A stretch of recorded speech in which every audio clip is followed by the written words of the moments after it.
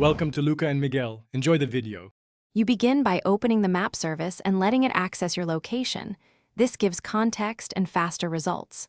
Once done, tap the search bar and enter the address, place name, or lat/long coordinates. Use degrees or decimal format if needed. Make sure to select autocomplete suggestions to avoid typos. If you're using voice input, speak clearly and confirm the parse text. This first step gets you a pinpoint and immediate navigation option. Once you've located the initial result, refine it by applying filters for type, hours, or distance to find the best match. You can drop a pin or tap save to lock coordinates, then open the place card for address details, phone, photos, and reviews. Make sure to change the map layer, satellite or terrain, to verify landmarks and routing constraints.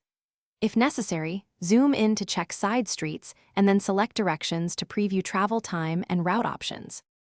To finish, choose directions and the travel mode you prefer. The app will show ETA, lanes, and alternative routes. Tap 1 to start turn-by-turn navigation. If you need offline use, download the area or save the map ahead of time. Make sure to review step-by-step instructions and preview public transit schedules when relevant.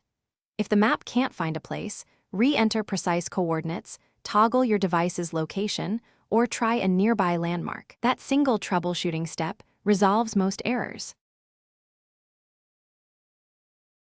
Thanks for watching and please subscribe. It's the best investment you'll ever make.